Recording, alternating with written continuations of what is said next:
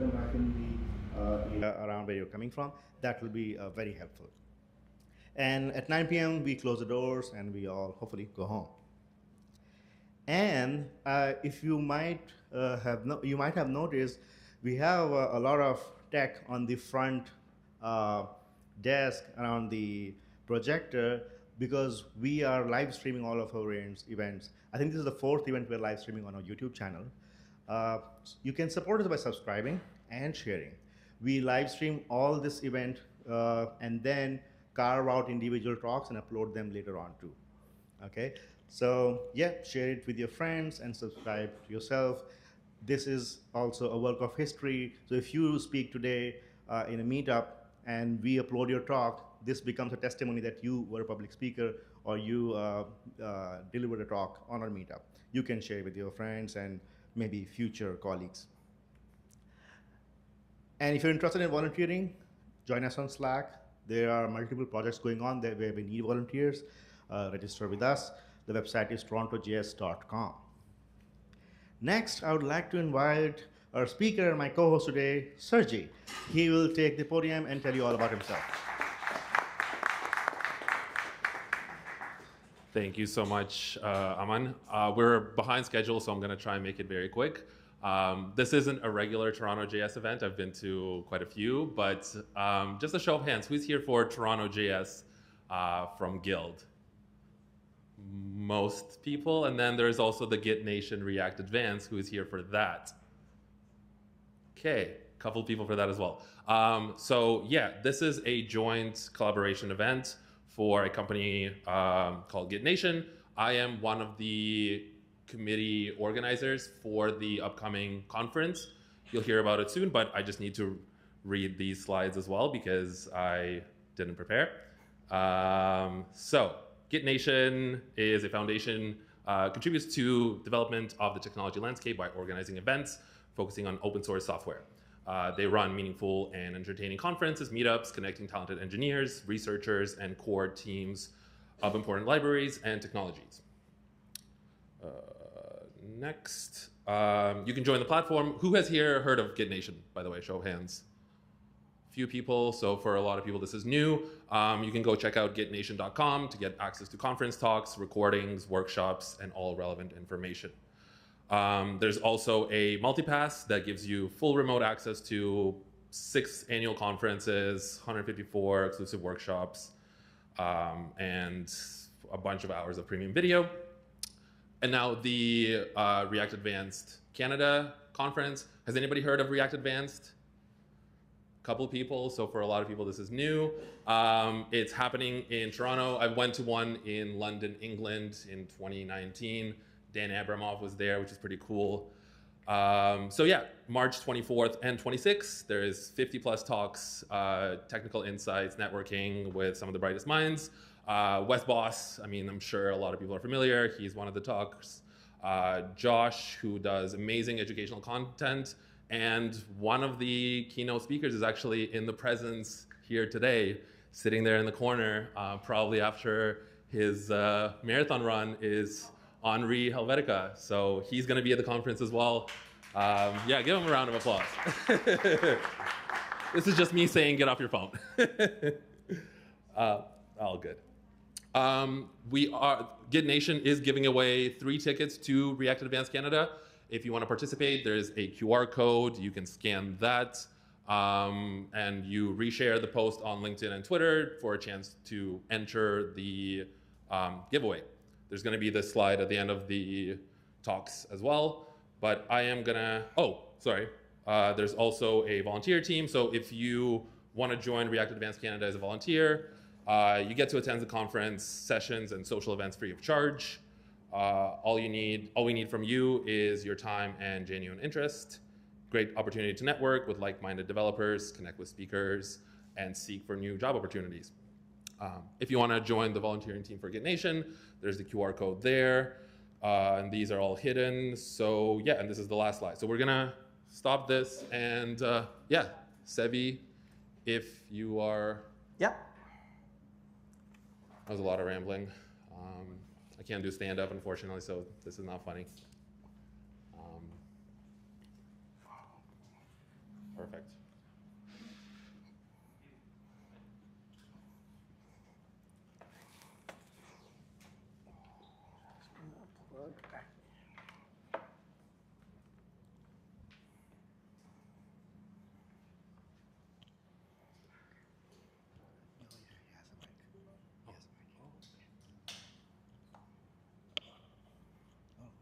Everything's working good.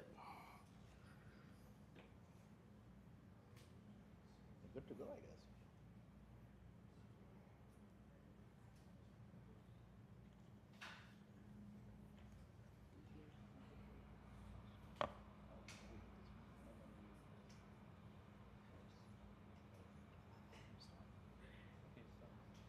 Good.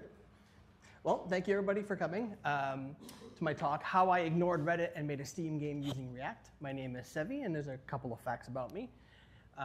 I'm a senior web engineer at Planet Labs since 2020. I've been a developer since 2005, kind of worked my way up through agencies, and now I work at the marketing team there with the data viz team. Another fact about me is I've been playing video games since the late 1980s, which means I'm old. But I've also been playing video games most of my life, and I've always had that want to make a game. However, I always felt it was daunting. I felt like it was too complicated. The languages were too complex, and I really like HTML. I felt it was simpler. But over the years, I always tried to make a game or wanted to make a game, and I got that itch, and I just kind of got overwhelmed or gave up or got bored, which comes to my third fact, which 2 years ago, I was diagnosed with ADHD, and I'm likely on the autism spectrum. When both my daughters were diagnosed with ADHD, I spoke to my doctor, and the process of getting diagnosed is a long period, but just understanding it's very likely I am as well, and kind of acknowledging the signs.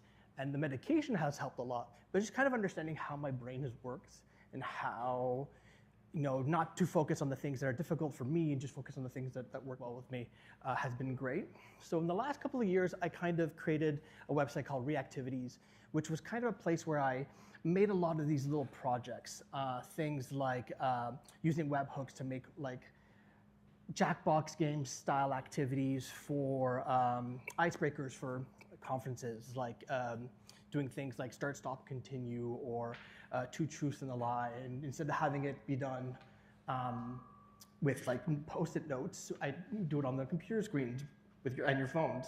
And doing that for a couple of years, I started realizing I'm getting that itch again, that I wanted to try making a game again, but I want to actually do something where I can actually put it in a store and sell it, something I can put on Steam. And so I did what every good web developer does, is I went on Google and said best game engine 2025 Reddit to try to find what would be a good engine I could use as a web developer that transitioned to making the game. And I found nothing but conflicting information. Some would say Godot, some would say Unity, some would say do it from scratch using assembly. And anytime I kind of chimed in and said, I want to do it with JavaScript, are there any games in JavaScript? I kind of got shot down a lot. To me? No, okay. So after a long time of trying to find the best engine and trying to, yeah, no worries. Okay now? Yeah. So after spending all this time trying to find the best or perfect engine for me or the perfect situation for me, I got something that board game players will know as analysis paralysis, where I just kind of sat there and I couldn't move forward because I couldn't find the perfect thing, which kind of circles back to the fact that I'm likely on the autism spectrum and have ADHD. So eventually I kind of gave up and said, no, I'm not going to try to find the perfect engine. I want to make the game that I have in my mind, and I'm going to use React to do it, but what can I use to do so? I'm a React developer, I've been doing it for 5 years, and I really didn't want to have to relearn another language while I was building the thing I did. So as from my research, where I learned that it's completely doable, but when you're working with a game on Steam, what you're basically doing is you're creating an executable and you're giving it to them. It is not anything complicated. You don't have to worry about compiling it to a specific version or using a specific language. All Steam cares about, they're just a store, is having an executable. But you will be limited to computers and mobile devices, because as of right now, there's no real way to take, especially not React, and compile it into code that can run on a console. But on computers, on mobile devices, very, very, very possible. In fact, I don't know anybody here. Does anybody, show of hands, anybody knows the game Vampire Survivors? Couple of hands up there. This was a game that was created by a developer that was almost exclusively making casino slot machine games online, and was so fed up of it that on the side project he used JavaScript Phaser to make a game and sell it for $2 on Steam, and it kind of exploded, and it is really successful. But the moment he needed to transition to a console, he had to switch it to Unity. Oop.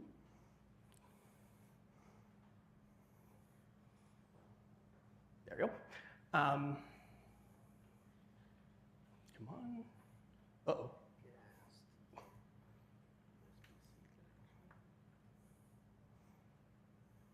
I broke it. There we go.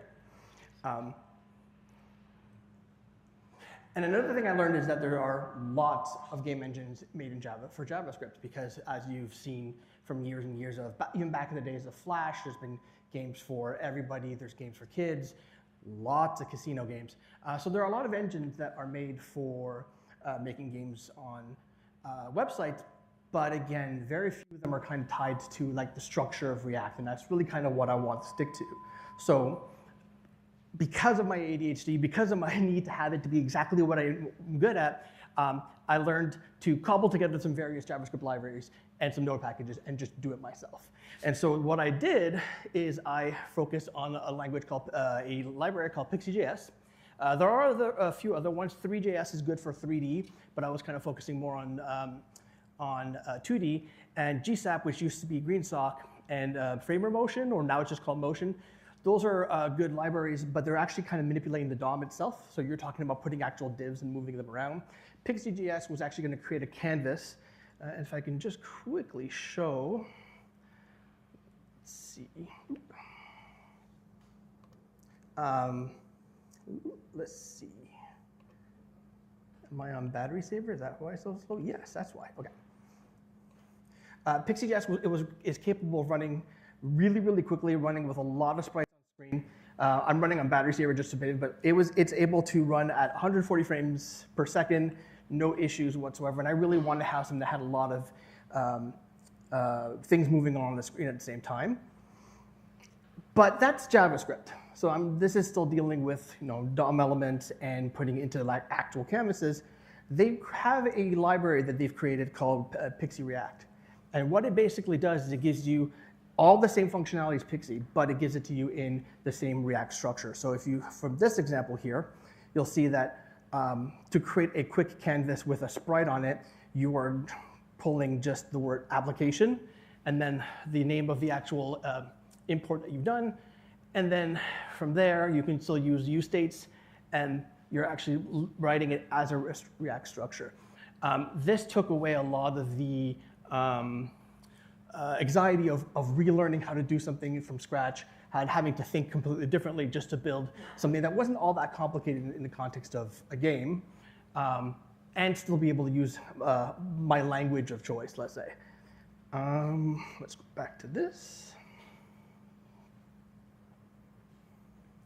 Another big thing that I had to kind of factor in is, as a web developer, predominantly a front-end web developer for a long time, I didn't have to worry about a lot of object-oriented programming or a lot of kind of logic. Most of my logic tended to be hover states and as such. But when you're dealing with something like a game, you're going to usually have something called a state engine, a state machine, which is going to be basically the main brain of your project where most of the logic is happening, and then some smaller kind of outlier modules for different aspects of your game, but you're going to have something, and the default bubble up and bubble down React layout of use states and use refs didn't really work out. So Zustan, I think that's how it's pronounced, made it a lot easier. It's really, really lightweight, and it gives you the ability to have like global state management as opposed to just per file. Howler.js, I'm kind of going through them a little bit quickly. Howler.js is just a really, really easy to use sound library made by, unfortunately, there's a lot of them, made by another developer that went on to make actual games, but started off making casino games and slot machines and kind of created his own library. But that kind of just makes a website. How do I make this something I can put onto a store? So there are some options for desktop, Windows or Mac. I'm using Electron, specifically the Electron Vite. Electron basically takes your code, whatever it is, it doesn't have to be React, but in this case mine is, and compiles it into an executable. And what it's basically doing is it's taking a branch of Chromium and your code, putting it into an executable, and giving it a zip file. So what you're basically delivering is a browser to the client with your code attached to it. Slack, Discord, Figma, all the desktop apps all run on a version of Electron or something similar. I think I heard a rumor that even the start menu from Windows 11 is a Electron app or something like that, something crazy that it's just everywhere. And it kind of made me realize that what I was worried about originally of not being a good enough developer, software development kind of came into JavaScript, right? JavaScript used to be a web language. Now it's everywhere. For mobile, there's Cordova, Apache Cordova, I believe it is. From what it sounds like, it's also kind of phasing out. So most people are kind of avoiding it. Again, I only saw this actually just today, and I've tested it. It used to be called PhoneGap, and it's the same thing. It compiles into an Android app or an iOS app. But after all that, what does Steam actually need from you if you want to make a game? Because the part that took the longest out of all this was creating the account with Steam, giving all my tax information, giving all my home address, my bank information, going through the process of applying and waiting and paying their fees. So through this whole process, I was like, okay, well, now I'm done. What do I need to do to be able to publish this? Am I going to have to create some sort of pipeline, some command line tools? Nope, they just want a zip file. You log into their dashboard, and if your game is less than 2 gigs, which if you're using something like a website, usually it is, you just hit the upload button, you send them a zip file. It is not a Git repo, but it will extract the files out of your zip file and only upload the new ones. So it is managing the version control yourself. And you don't have to do anything else other than, that a squirrel that just ran by? Okay.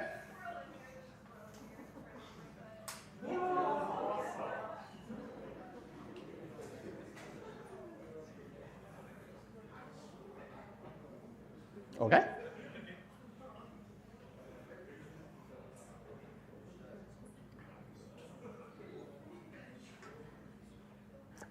If I show this video to my family, because I'm the one in the backyard giving out peanuts to the squirrels and seeing if they come up the door, they're going to think that I brought it here. In fact, Steam handles so much of the actual, kind of not version controlling per se, but you don't have to do anything other than upload a file, and it will handle the distribution, the uploading, the updates. You can throw a quick patch notes in there as well. It is very, very, very straightforward. Funny fact about it is Steam has been around for so long as a platform that they still use PHP as their language for showing your wish lists, like how many wish lists you have.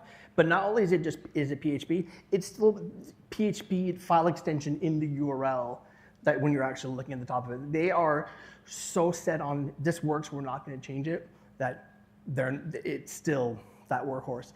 But yeah. So this is my game. Basically, this is completely created in just Pixie and Pixie.js, React, and Electron, and it's in the playtesting right now. You can go and sign up on the website, but this entire process, this entire game is done in nothing but basically JavaScript and React. Yeah, that one was gray. The first one was black, so I don't... So yeah, that's kind of my process. I kind of went through it a little bit quickly, but does anybody have any questions or, yeah, go ahead. This game that you showed me, yeah. What kind of security measures are there to protect your players? I'm just curious. Yeah. How did you approach that issue? Yeah, absolutely. The good news is because it's I have no online multiplayer features to it, so I'm not worried about anything like GDPR or any kind of privacy. Other than that, I do add my own like you have your own like not copy protection, but your own privacy policy. But for the most part, I'm not tracking anything. However, you did remind me that one of the reasons why I'm using Electron Vite is that they will actually compile your code to V8. Which means that instead of having something that is completely scrapable by anybody and somebody could actually just take your game and reproduce it, it compiles into a secured file. So there is also that element, which also means that then people can't just go into the console commands and cheat. I'm not looking to make a game where there's going to be a competitive league where I have to worry about that level, but I don't want people to have a bad experience either. But yes, absolutely. Electron Vite handles a lot of the kind of compiling it to make it so a little bit more secure. Yeah. Hmm? Okay, thanks. Okay, great. Anybody else? Yeah.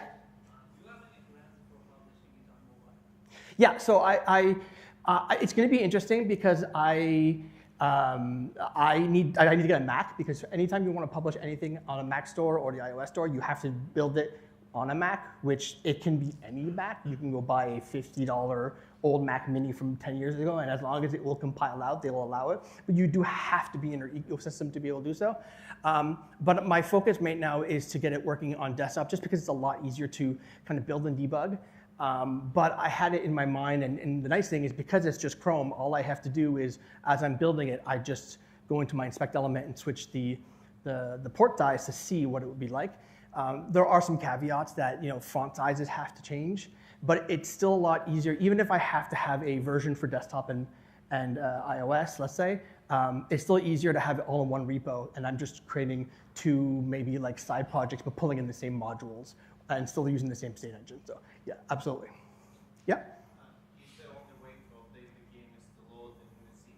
Like, let's say that you do another release, or there is a way to just substitute with electron apps on static HTML files, so you don't have to, force your users to download it. So that's the great thing, is that Steam does that for you. So even if I go and upload a zip file up to Steam, it does is it actually goes and asks you, do you want to do a full repush or do you want to do an incremental push? And it will look through the zip file and find whatever's changed and only update that. So you don't have to worry about the idea of like, oh, okay, well now I need somebody to go and download another 200 meg file. It's already kind of smart enough to do that for you. Yeah. Yeah. When making your game with React, did you face any performance bottlenecks and did you have to be super meticulous with the component re-rendering? Or was it fine? At first I did, and it was a lot of just kind of my own not understanding of how the library was being used. Obviously, you need to memorize and use callback a lot, but it was more user error than issues with the actual library. When you start to debug your code, you'll start noticing it. One thing I didn't realize too is it will run at, if you don't code it correctly, it will run at whatever speed your window is at. But if you're not, my first playtest at the Toronto Games Week, I plugged it into a monitor that was running 60 and it was running at half the speed because my laptop runs at 140. But it was running at the FPS of the game, and so my logic wasn't there. It isn't, it's just a matter of making sure that you understand where your bottlenecks are. So if you're seeing your functions running over and over again that shouldn't, or understanding the difference between like a vector shape or a sprite. Sprites are a lot faster to run than a vector shape having to be redrawn each time. Eventually, all my performance issues were able to be like sussed out. Yeah. Yeah. So I'm assuming the React Pixie gives you components that you can like now build the game around. Yeah. So that you can integrate with Pixie. Yeah. So by that, has your definition of React changed at all in terms of before React used to be this thing that we used to build a website, but now we can build games with it. Yeah. So has your definition of React Yeah, and not just games. It made me realize how easy it is to make software. For some reason, there was this kind of like mental barrier that like I'm a web developer, I'm a web engineer, I'm this, but I couldn't make a program for a computer, I couldn't make software. But realistically, when you realize that Electron is kind of like a little Node module that is, well, it's Chrome and Node and your program all mashed together, including some of their own functions for things like file access and even socket connections between other programs. It gives you realize that you're not limited to just websites. Yeah. Yes? How did you make those graphics, the graphics in the game? Because I think for engineer, I'm also a front-end engineer. I think for the difficult thing for me is to make those actual graphics in the game. How did you get started? Yeah. Some of them, it was just really pushing myself to go and do something.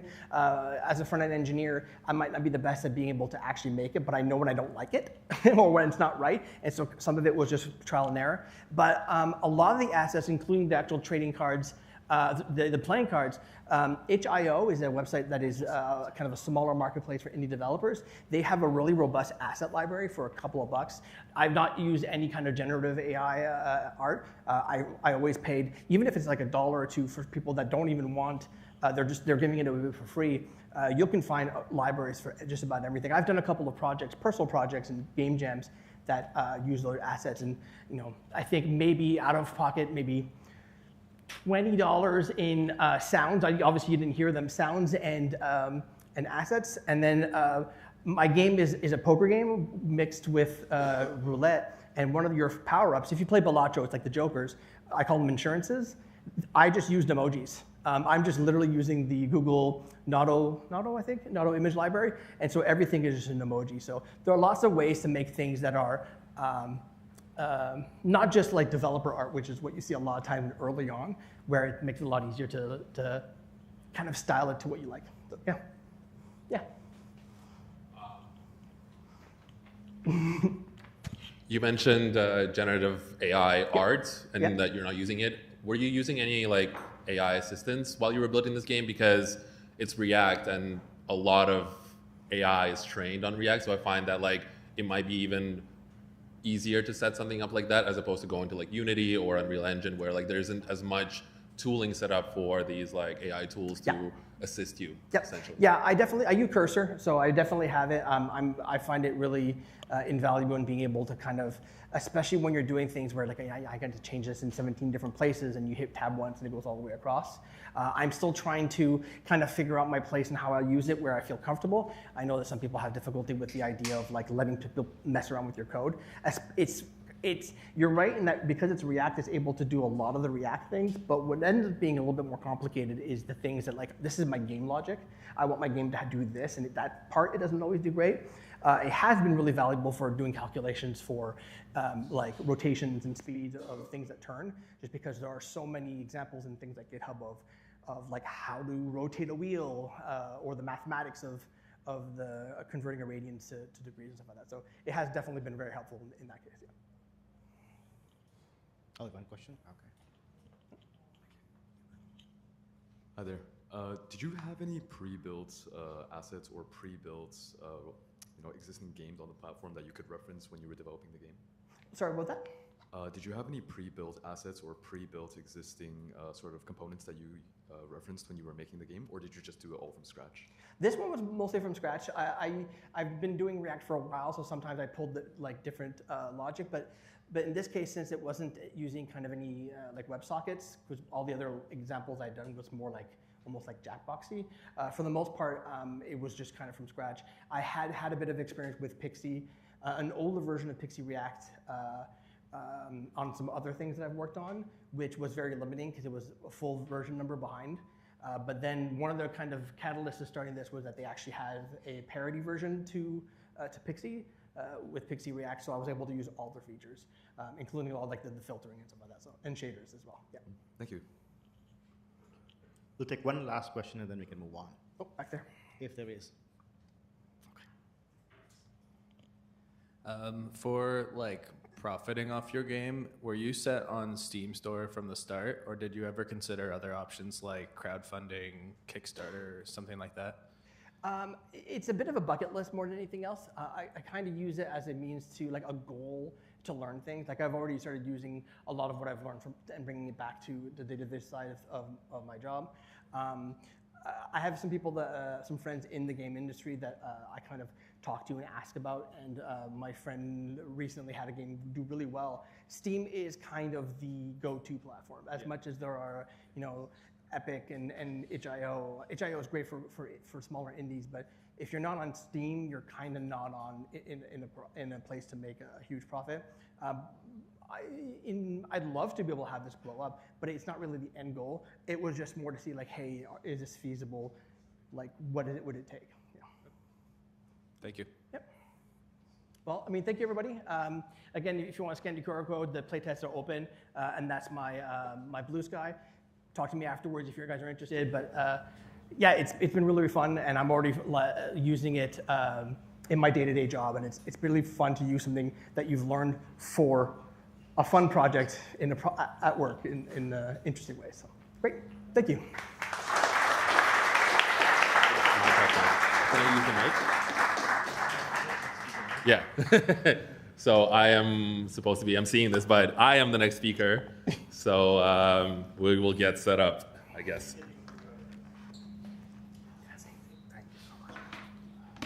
Thank you for it.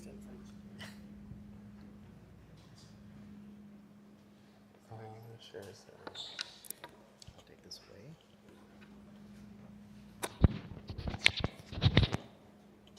Test.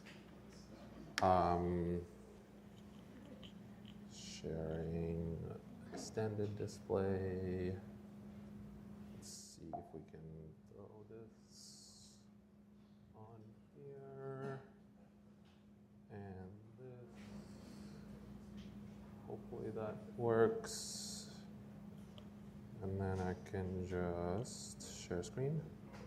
And then go back and forth here and have some stuff here.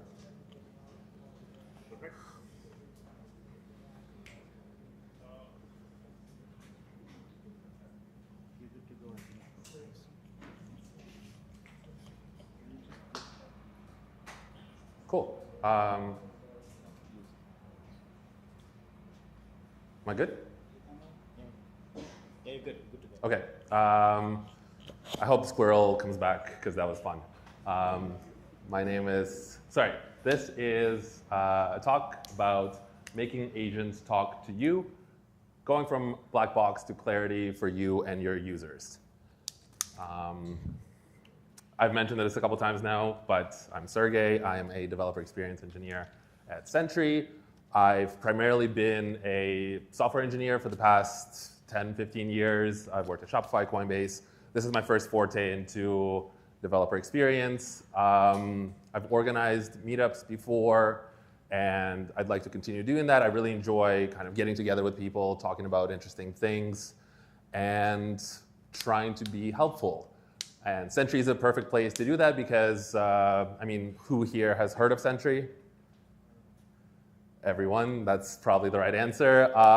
Everybody knows Sentry for error tracking and monitoring, but there's been a lot of different things that Sentry has been working on for the past few years. Things are moving into this like AI world, and there's a lot of tooling that helps us debug and monitor and observe these applications. And as a developer experience engineer, it's not just talking about them, it's actually building these things. So I'm really excited that I still get to kind of work on these different projects and kind of push the boundaries of what Sentry can do and kind of get feedback from all the people in the community and everyone everywhere of how we can make it better. So what we're gonna do today is we're gonna build a multimodal chats. Everyone's here is familiar with AI agents, LLMs, to a certain baseline, right? Cool. We're gonna add some tooling to it, and we're gonna go through the flows of like, how do you make applications give people, your users and you as a developer, kind of the voice for you to be able to understand. A lot of it is black box. You go to ChatGPT, you type in a prompt, it does its thinking. And now it's better at like showing you what it did, but before it wasn't, and I feel like there's still a lot of applications that kind of don't go through that. So it's kind of from both sides. As a user of chat applications and as a developer, how do you let the agents talk to you? I'm gonna be switching back and forth between code and slides, so bear with me. But the baseline where we start is gonna be this very simple multimodal chat. I'm gonna switch over to this screen. We have it here. And so why am I building this? I am trying to make an application that helps Meetup organizers and hosts make Meetups a little bit more engaging. I recently organized a Supabase launch week event, and they sent me this Kahoot game. Kahoot is like a multiple choice interactive game. You get points. And so they pre-built this thing based on a bunch of things that Supabase was launching. But I thought, wouldn't it be cool to make sure that everybody is engaged? And so can I just feed it the presentation slides from a Meetup, let it generate a bunch of quiz questions, and then people can play, and you can see that people are interacting with it. And then if you have partners at your Meetups, they can probably give people some perks for coming in first or whatever. And so this is kind of like a baseline for what I'm doing, but the idea is it's multimodal, and so I'm gonna put in a presentation PDF, which is mine. I'm gonna say, make me a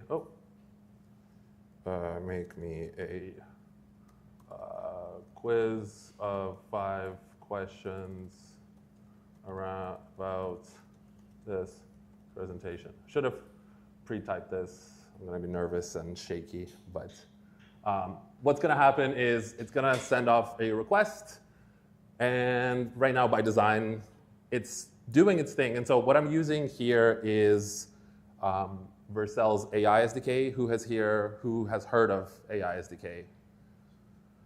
Cool, so it's an SDK for you to interact with agents. Here's some code. We have a Next.js application that has an API/chat API route, and all it is it's a post request that sends in messages in this UI message type. And then where AI SDK comes in is it has this function called stream text. There's also generate text, there's generate object. But for you to get this like ChatGPT type ahead, it's going to be streaming text back to the client. I'm using GPT-5 here. I'm converting messages to model messages. So just using like bare bones boilerplate AI SDK stuff. And on the client, it's a bunch of components that actually AI SDK has built. So they have this AI elements library, which is on top of the ShatCN registry. Everyone has heard of ShatCN. It's really easy to bring in AI elements and start building on top of it using these, so like prompt inputs. There is also conversation and the response. So this is like taking all the messages. Every message has parts. So when it's streaming a message and typing ahead, those are little parts that are chunks. Then it puts it all together. And what we end up with is this. We didn't see the generation, the streaming, but it doesn't matter. Here's 5 questions about the presentation. A user, if we were just looking at the code, I just didn't want to just look at the screen because it was generating, you would see nothing happening. And the overall, I am going to go back. And then we're going to go forward. You get this user input with a file, and then the stream text, which called GPT-5 and did a bunch of magic, and then it outputted that conversation or that text. Let's see. The slide notes are not for this slide. Cool. This sucks.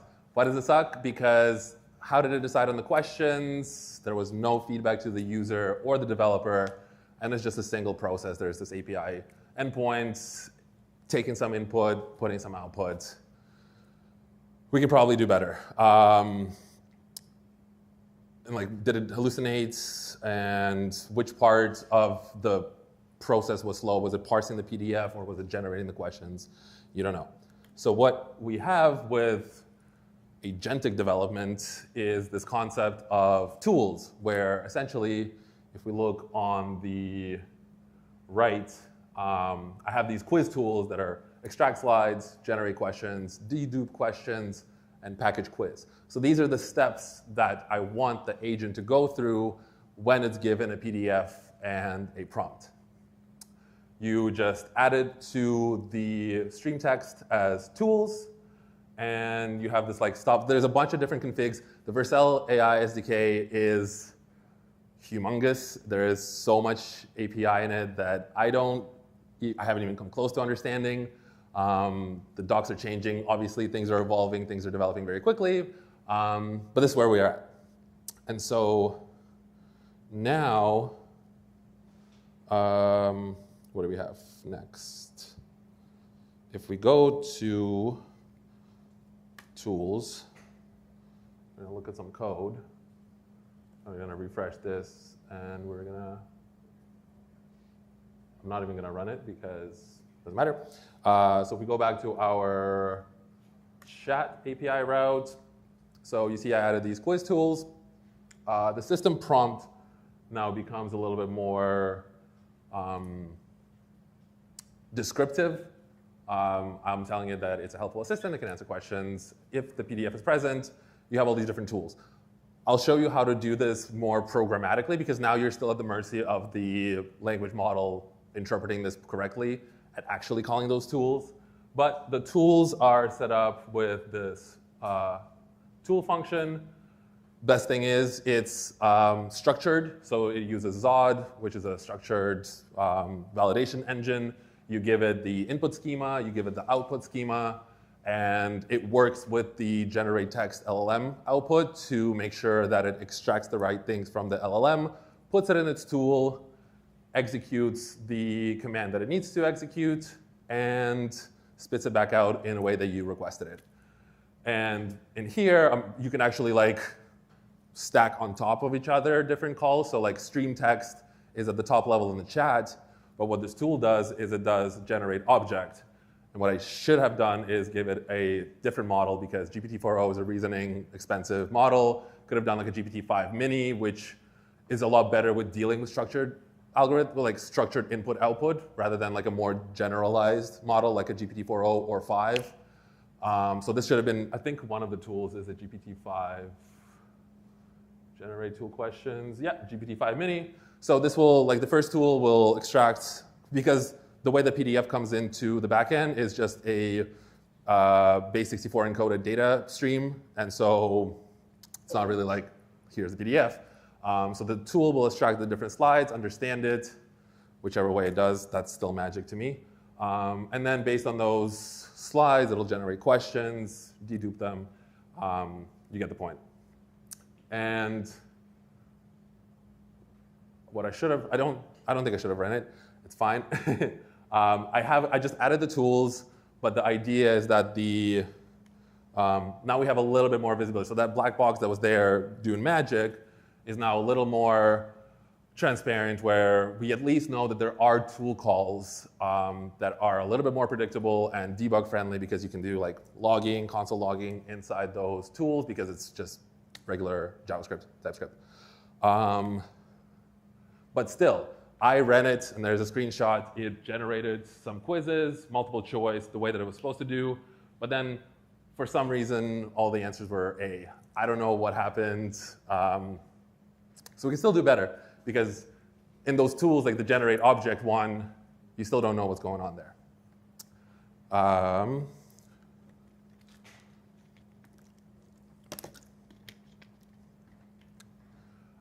And now there is like an enhancement we can make where all of those tools can have counterparts that are on the front end that will actually tell the user what the hell that LLM is doing behind the scenes.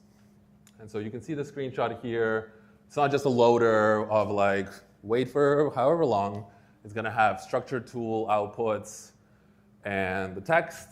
And so for this, We're gonna git checkout v2, I think. Oh, there's a squirrel. Hello. Let's hope to the demo gods that it works. I have pre-populated this branch with a placeholder, so I thought I had a little bit. Let's do this, and let's do 5, because this is a smaller presentation, but I also want it to be a little bit quicker. So now we have this like little initial, like we're sending data to the backend, and immediately we get some output from the LLM, which is running this extract slides. It completed that pretty quickly. Again, I said it's a small presentation, so there's some slides. And we're gonna generate some questions. And while that's doing that, there's gonna be another tool. We'll get back to the output, but in the code, which is here, if we go back to the index, go back to the chat, we also have this prepare step API where you can actually control the execution of that LLM, and it will have step numbers, steps, but also like you can parse out which tools were called and you can control. So like if it's the first step and the extract slides tool hasn't been called, you can return this tool choice, extract slides, and so you can like feed the right tools to the LLM at the time that it's executing that step, which makes it for a really predictable and a more controlled input-output as opposed to just like, here's a presentation, do something for me. On the front end, this is very simple, again, using AI SDK AI elements. We have this, like when we're mapping through the messages that are coming back from the LLM, if it's a text, we just give it a message content, and that's like this, like the response is actually this like markdown package that does nice stream markdown stuff for performance. If the role is from an assistant, it'll also have some actions at the bottom of it. And then if it's reasoning, we have this like little reasoning block that is also there. And then like anytime there's a cool tool call, and this corresponds to the tools which are here, so these tools, it will do this tool element. And I just want to show real quick what the AI SDK is capable of doing, because it's pretty cool. These AI elements, so like all of these different components that you can just like take and build pretty much ChatGPT interfaces, and they give that all of you for what open source for free, which is pretty cool. If we go back, yeah, we'll see all the tools that are called. We get some quiz questions, and yeah, it even tells me like takes 8 minutes to complete. So now we're at a point where, yes, LLMs with agents or like agentic workflows and tool calling and this user experience that makes this box even more transparent. And now the user sees the agent's thought process, which is super handy. But I think it's time to now talk about how we can actually observe it as developers, because it's one thing for you to build it yourself, look at the input, look at the output. When you ship it to production, obviously a lot of different users are going to be using it, and there's going to be a lot of different variations because there's evals and there's ways to make it predictable, but the power of LLMs is that they're not like constant. And so how do you do observability really well? That's with standards. Has anybody heard of OpenTelemetry? Perfect. OpenTelemetry is a standard for generating traces, spans, and like kind of like observability API for different tools. So AI agent SDK, when it does its generate AI tool or whatever call it makes, it also can emit these OpenTelemetry spans, and Sentry consumes all of those spans and can generate really good traces for you to be able to debug and understand what's going on. So like anything from like a DB query, which is span that can be like Supabase will, anytime you query something from Supabase, it will emit an OpenTelemetry span being like DB query. You can do things like calculating how long it took. And so with AI agents, you can actually calculate token consumption and the time that it took for a tool to be called. And so you can really start to see which parts of the tool chain need to be optimized, which ones are spending a lot of money, which ones are not good for you, or can be improved. And yeah, Sentry is just one of the options. There's other OpenTelemetry tooling that's out there. Somebody kick out the squirrel. Sorry? Yeah. I hope he got some pizza. Yeah, so use Sentry if you want. If you don't, that's okay too. But it is pretty cool. What was I going to do next? Oh, actually instrument all of this, right? Yes. So when you want to instrument Sentry for for observability of AI agents, there is this single command that you can run on your terminal, which is going to call the Sentry wizard that will instrument your Next.js application with tracing, with error monitoring, and pretty much a bunch of stuff out of the gate. The server file, why am I talking? We can just show you. Right. So Sentry init, I'm sure if you know Sentry, you probably called that at least once in your life. The server config will actually have the Vercel AI integration enabled by default, so you don't need to do anything additional from the Sentry side of things. All you have to do is when you're doing the stream text, you can see this experimental telemetry option that gets passed to it, which then tells Vercel AI SDK, hey, you can start emitting these OpenTelemetry spans, and Sentry's there to start consuming them. Logs is something else. Let's look at how that would look like. Wrong screen. Where are we? We're in Sentry. So we have recently launched this AI Insights dashboard where you can monitor your agents as well as MCP servers. It's a whole other thing. But you can see the traffic that's coming to your agents. You can see the duration that different operations take. You can see the number of calls that are made. You can see the amount of tokens that are used and all the different tool calls that are made.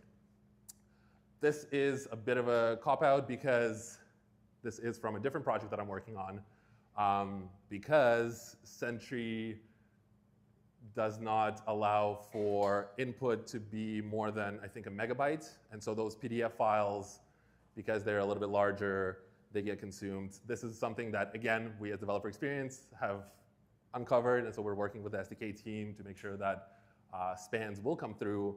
But what happens after is you'll be able to see this kind of like trace waterfall view of all of the things that are happened within a AI tool call. And then you can actually step out and see it in the context of your whole trace application, which makes it really, really powerful when you're debugging certain things that are happening. What helps with debugging things like that as well as logging, that's another thing that we introduced recently. Sorry if it's too salesy, but here we are. Gonna be real quick here. So logs, there's another thing that you can start sending to Sentry. You'll get 5 GB of storage for free.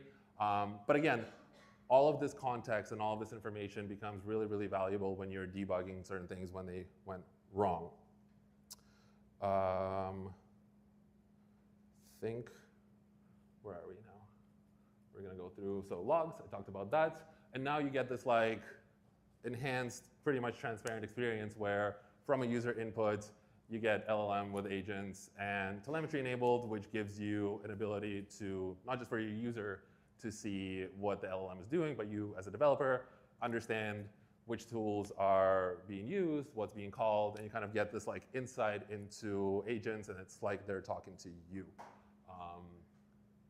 One thing I guess I forgot to mention is back in these trace views, you can see the like system prompt, you can see the user input, the tool calls output, and a bunch of different attributes that you can search by, you can create dashboards for, and do a bunch of really cool stuff.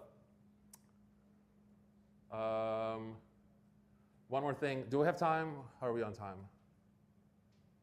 Where is it? 7:42. Real quick, MCP servers, again, something that we're working on is this thing called Spotlight, which essentially gives you the power of Sentry, but running locally. And so really easy for you to add an MCP server to Claude Code, Cursor, or whatever. And then what you'll be able to do is, if we go back here, prompt instructions. This is very, like they're actively working on Spotlight being an MCP server that consumes your errors, your traces, your AI insight spans, and you can start talking to it. So like, I asked it somewhere here, can you check what went wrong using Sentry Spotlight? And then it got the local errors that were emitted by the application. And it realized that I had put a capture exception there deliberately, but it worked. Yeah, that was the screenshot. And yeah, good luck, have fun instrumenting observability. Hope this helps your journey of building observable software. I'm Sergiy.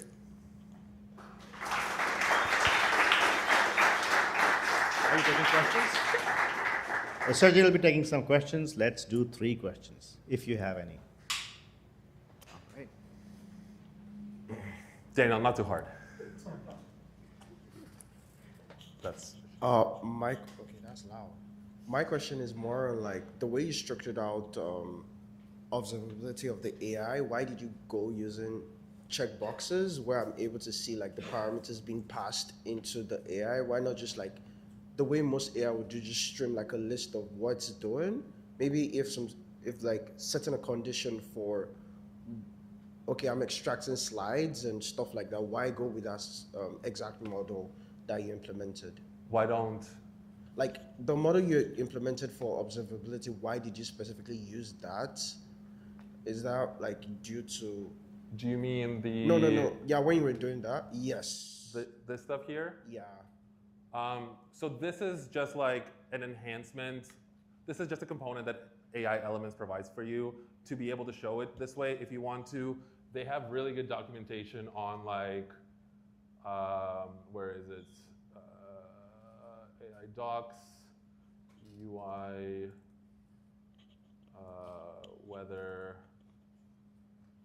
generative user interfaces. So like, you can actually, if there's a tool type of display weather and input is available, or sorry, if output is available, you can actually render this weather component and what that looks like in practice. I'm hoping to have an example of it.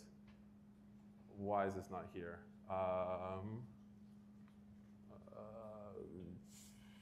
User, web experience. Why am I blanking right now? I was just looking at this.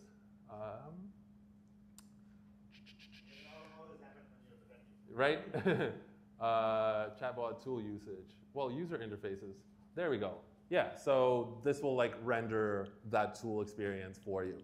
I guess I'm working on something different that also uses tool calling with AI SDK that also has like UIs that I'm hoping to share soon, but it's still a work in progress. But yeah, you can definitely like choose to, if you want, just do the like tool call component that AI SDK gives you, or you can do whatever you want with it because it's React. Yeah. Does that answer your question? Yes, thank you. Cool.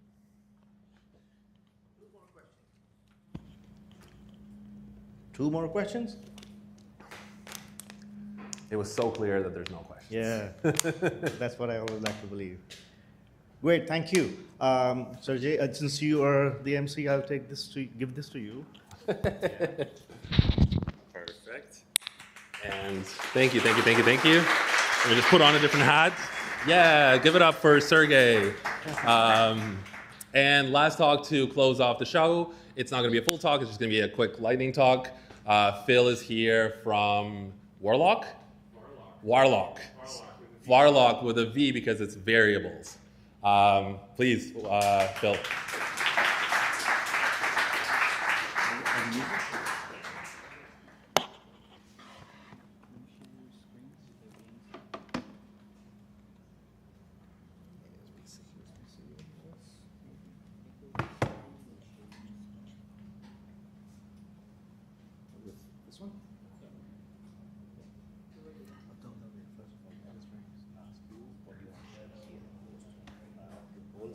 Yeah, that's great. Yeah, mirror it, right? So Yep.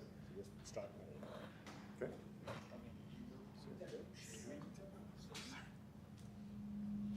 There, you want to do it? We can set up with this. Sure. So this goes in the front, this goes in the back. Yep. Try to put it somewhere around. I've got a little pocket here. Is that all right? Oh, great, yeah. Sure, water would be great.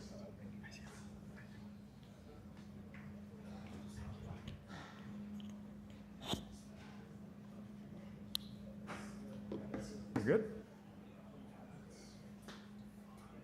Looks like you can see my desktop.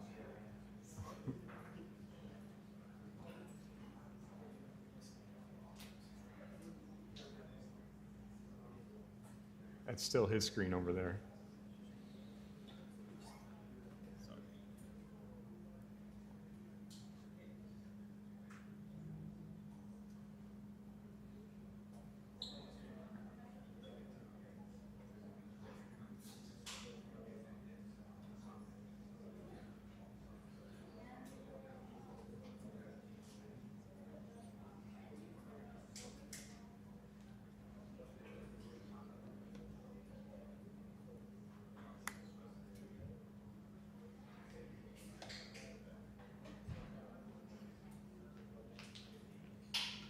Thank you.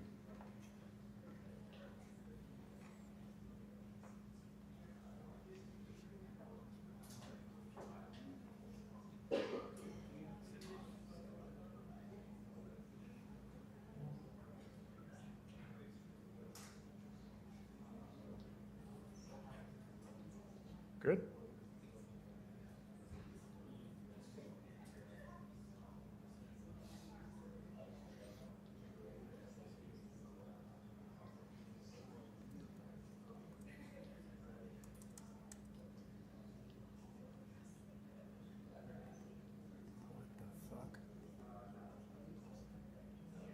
Is that big enough? No?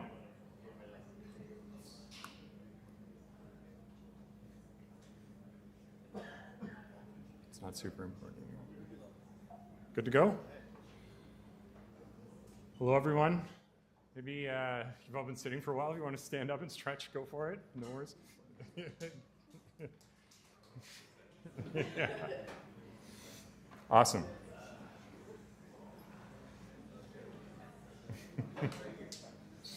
It's good to move. Okay, show of hands. Who here uses environment variables? Who here has environment variables sitting in plain text on their machine? Who here copy and paste values from Slack and stores it in those environment variables? Who has a .env.example file in a repo that's out of sync with those environment variables? Who wishes there was a better way? Cool. Well, we built this for you. So I'm Phil. I'm the co-founder of Domino. We build open source developer tools, usually associated with secrets and configuration. Our latest tool is called Varlock. If you like game assets, which we already talked about, you can use them for the web too. So Varlock is a tool built around an open specification we call mspec. Mspec is these decorator comments you see here. Let me zoom this in a little bit. So we took the sort of .env files that you're used to and built a DSL on top of them that allows you to do things like validation, coercion, type safety, that kind of thing. So just with these decorators, right, you can specify that something's sensitive or required. You can add types. There's different sort of presets for that. So we'll get into that. But the specification is open. Anyone can use it. There's an open parser. There's an RFC that you're welcome to comment on. It's all on GitHub. And we'd love for people to adopt that, not just us. But Varlock is a tool we built on top of this specification.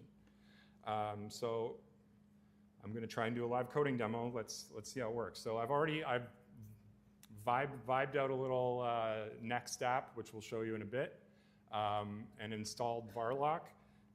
There's pretty easy, straightforward instructions here on how to do that in Next.js. We won't go through that because it's a lightning talk, but we're going to run pnpm exec varlock, can't type, init. What that is going to do is look for an env.example file, which we have here. I'm sure yours is much longer with a bunch of different comments and maybe example values or default values, some mix of both. And what it's doing now is it's created an m.schema, hopefully. There's some backups there from my earlier tries. Based on that, and we take a best guess, this says API key, so it's probably sensitive. There's, Stripe, sometimes you have a public key, which you can publish to the web, and a private key, which you cannot. We do our best job of trying to guess that, but this is just to give you a starting point. Obviously, you can edit this yourself, but the idea is to take that m.example file and instead of making it a source of pain, make it a source of truth, put it in your repo, but you'll notice there's no values here, right? There are some because this is a non-sensitive value, but you can override that, and I will show you how. So we've got our end schema file. We put in some sample stuff just to get you started here. We'll delete that because the CLI knows, it listens. I reviewed it, yes. Do you want to get rid of it? Yes, we don't need it anymore. So what is that doing? So now we can do something like Varlock load.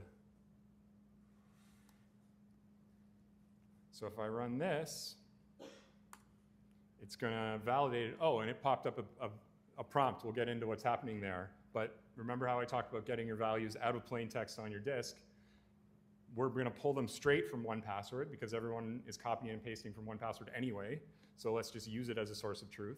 So if I scan my fingerprint, it's going to read the values in, hopefully. Okay, and so you get this report. The environment is valid. We've gone and redacted the sensitive keys. So that's what's happening here. And we're doing validation. By default, every environment variable is a string, which is how process.env works. But with our type system, you can get a little bit more granular.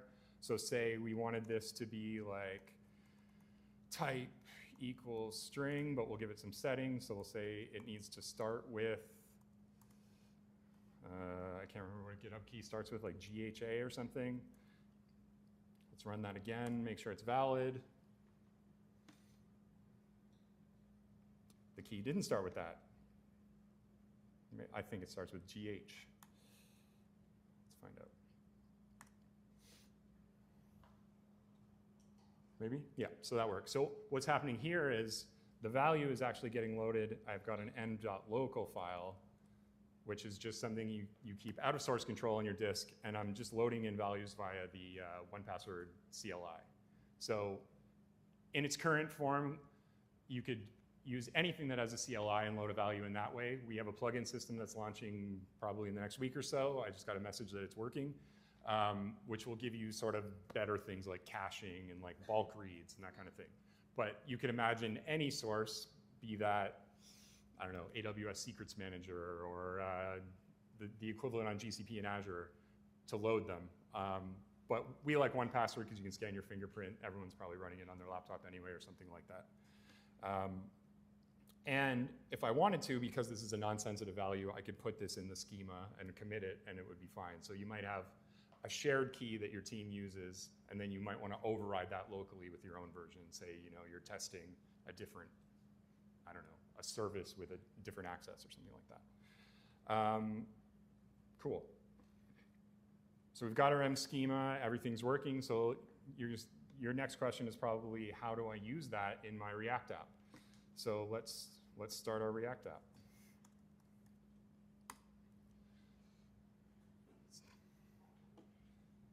It prompted for the fingerprint there because it's securely loading the environment variables again, so it can inject them into Next. We have drop-in integrations for Next.env. You don't have to really change anything to make it work. So let's just make sure this is working. So this is just a GitHub dashboard app that I created in V0. So that's loading, everything's working, and hopefully we'll see in the console that it redacted the key.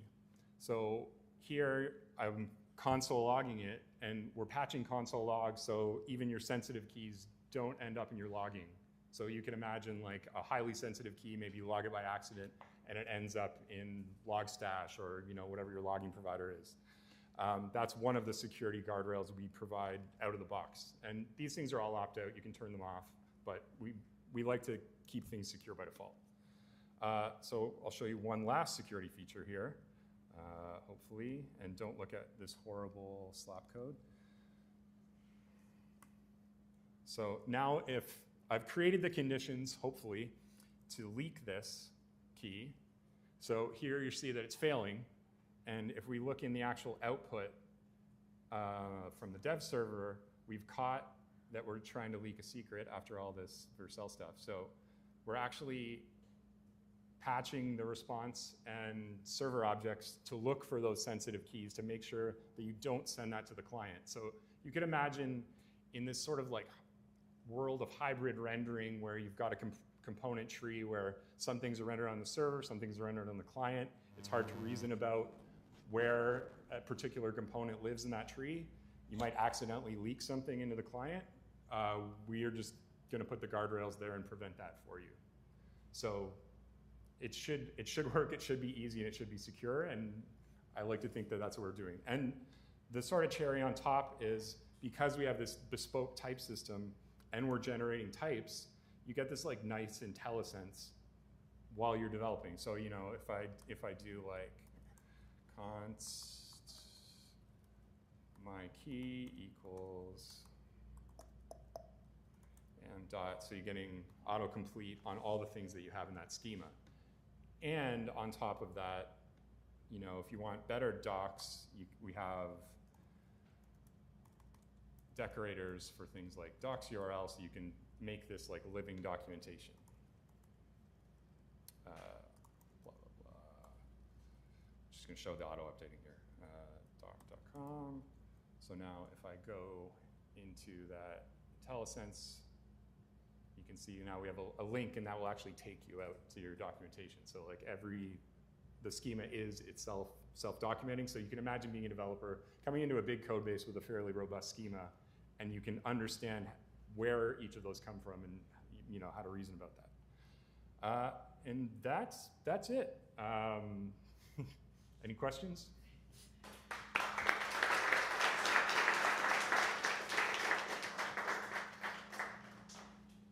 Thanks, it's super cool. So we have one question. Hey, thank you so much. This is pretty cool. Just wondering, how does it work with CI pipelines? Yep. Yeah, absolutely. So we support multi-environments. So there's a notion in your M schema of what we call N flag. So you can say like, I'm gonna call this append, and that means you have a key that determines which environment you're in. So I can add a thing here called append and say by default it's development, but in CI you might want to call that, you can override that and make it test, and you could set that like in the GUI where you set your environment variables. So any environment variables from the environment itself come in as overrides. You don't have to commit them like this. Yeah, and we have GitHub Actions, a Docker image, and it works. It works on Vercel, it works on Cloudflare all day.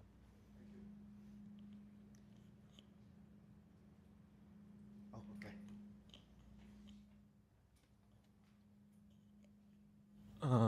I missed the part in that when you explain like how to share these like Varlock snapshots or envars, and how is it like encrypted in the transit, and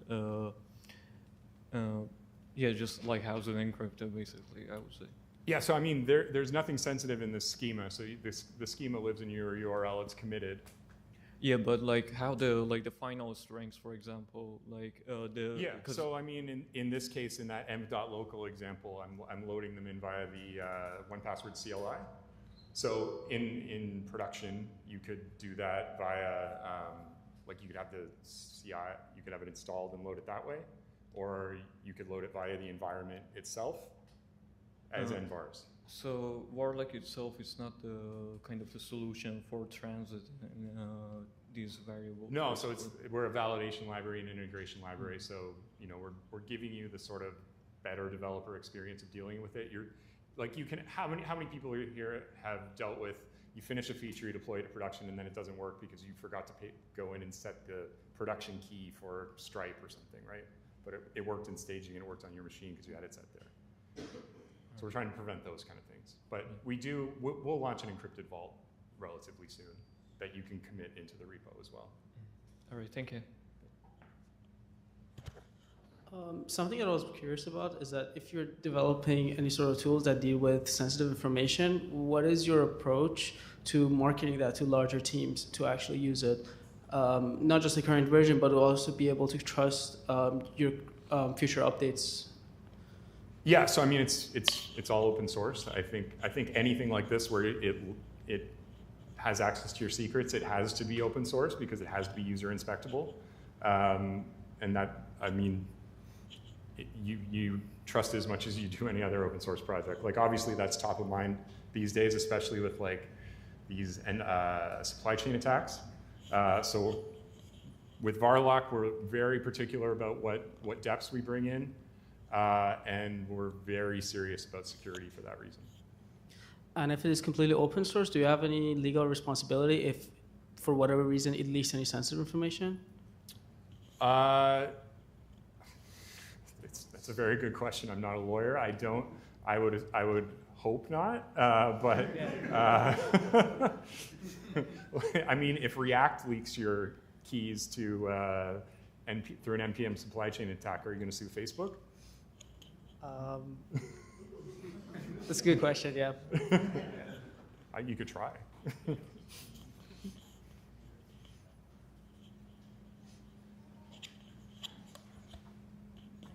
If nobody else has a question, I just wanted to ask, what's the package size when you try to install this thing? Sorry? The package size? Size? Yeah. For Varlock, I think it's like under a meg, like 900K or something last I looked on NPM. Okay. It's pretty small. And we have a standalone CLI too. So like this is not just a JavaScript tool. You can use it with any language. We have a command so you can do like Varlock run and it'll send resolved environment variables into any process. So Python, PHP, whatever. Oh, perfect. That was my question exactly. So I use I build a lot of like Laravel based applications, and there what you have is like a common env file. Yeah. So this seemed like more about like Node.js, but how would I load environment variables if I'm on a PHP backend? Yeah, so that was my question. But yeah, so in that command that like bootstraps your dev environment in PHP, you just prepend Varlock run. It'll do this validation like we did here, and then inject those resolved variables into the running process. Okay, great. Awesome. And then we will be launching plugins for other languages. So if you want to spit out, I guess like PHP, it's the current version 8 or something, like has a type system. Yeah. So we could spit out PHP types. Okay, cool. Awesome. Great, thank you so very much. I'll now like to break for networking after the closing remarks from myself and Sergiy. When you're going out, please fold the chairs and put them back. If you have taken any food items or your plates, please throw them in the garbage. The garbage bin has moved, so it's next to the refrigerator, the transparent door refrigerator. And yeah, I also wanted to share, so you have the link to React Toronto Guild, right? Yes. Yeah, so maybe we can put your laptop and show folks the actual page of React Toronto. Yes. So if you're interested in React or React-related meetups, React Toronto has launched. Feel free to join the guild, and when they'll be hosting their next events, feel free to meet Sergiy there, hopefully.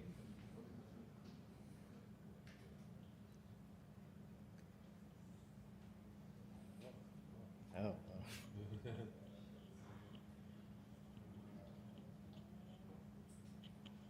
Sorry, I put you on the spot. Is there like a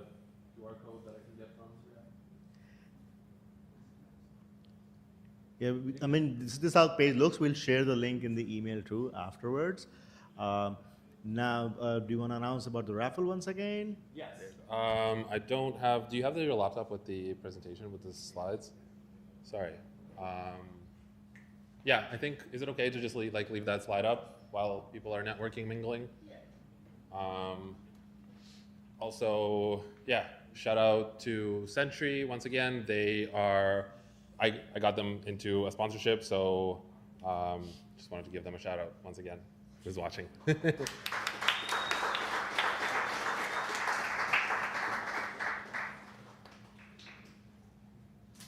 Yeah, and thanks again for everyone for coming. Cool. I think that's it.